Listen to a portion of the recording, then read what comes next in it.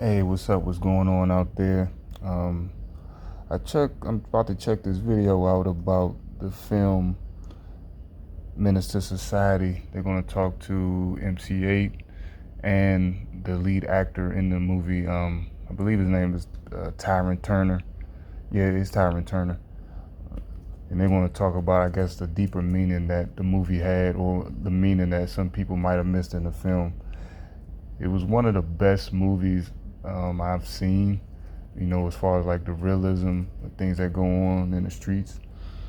And to me, it kind of showed it's never too late, but sometimes it's too late. At the end of the movie, when Kane, when he lost his life, he was reflecting. He was doing like a little monologue talking about all the stuff that was going on in his life and how he probably could have changed it or something like to that effect. And you saw like maybe if he zigged instead of zagging, his life would have turned out different, because his character was really sharp. So he probably could have turned out different and just went in a whole different direction. But I want to check it out, check the video out. I haven't seen it before, and just get my raw opinion on it.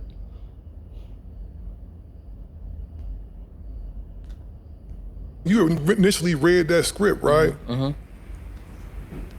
You didn't have a clue that it was gonna be that significant. Nah, it read more street, but when you look at it, it was really educational. Like It was very educational. I would say that. Like to me, like it showed you like most niggas be living with their grandmamas and like that. That's really real. Like nigga, grandmamas really be raising niggas in a lot. It was very real. He's not lying. A lot of cats that grow up like that don't come from a stable house home, and they deal with a lot of issues, money, violence, murder, whatever you can think of that goes on, like craziness that goes on in those environments. And especially in that movie, like his parents were just unstable, and he had to live with his grandparents who had some stability with him. They tried to keep him grounded, but his environment was too much to overcome. That's what I say. It was very realistic. Yeah, they hit on a lot of I think in-depth about life growing up in the projects and stuck in limbo in trying to be accepted by the hood. Mm-hmm. And Yeah, MC8 hit it right on the head, trying to be accepted and not seeing a way out. And I should have clarified my statement from earlier. Like, it was a way Kane could have got out, but no signs said out,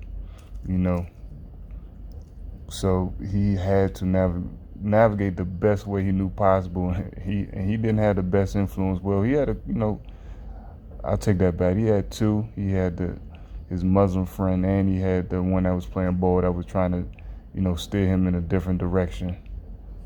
But, those environments can be hard to overcome, because like I said, no signs say out, but you don't know it.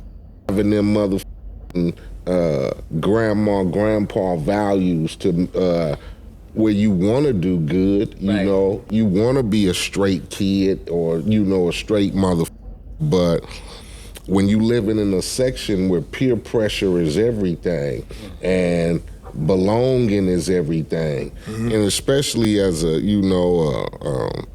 single kid, you get me? You got no brothers, no sisters, no cousins, and so influence to become affiliated is heavy. And that was the thing about that film, man. It shows you everything, because what I got from it, you would think watching it that people just get a lot of street stuff from it, the whole gang banging element and all that.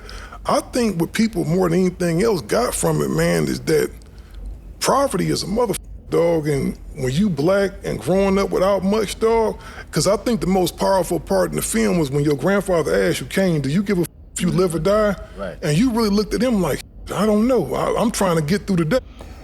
And when he said, I remember that part in the movie, when he said that to him, I felt you know, the older I got, and the more I paid attention to the movie, as far as like nuances goes, that was really, really sad hearing him say that, because he couldn't see a way out of that lifestyle. Even though it was a way out, he just couldn't see it. He was just surrounded by so much negativity, whether he was directly involved in it or somebody who knew was just involved in it. But like I said, like the peer pressure, living in those spots, the poverty, it's just so many, it's just like a cauldron of like craziness that some people just can't navigate through. But he had his grandparents, they tried to help him, but that wasn't enough. Like, that wasn't enough. Like, he was just trying to navigate his way through that crazy cauldron of just chaos. Right. You got to understand, growing up in a neighborhood, like, what is it really for you to do, actually, if you're not entertainment or rap, like, what is it actually to do? It ain't nothing to do but to get in some kind of trouble because you trying to get your money. Mm-hmm. Think about this. Think about if this man right here at the end of the table didn't have storytelling and rapping ability, or if you didn't know how to act, what would y'all be doing now?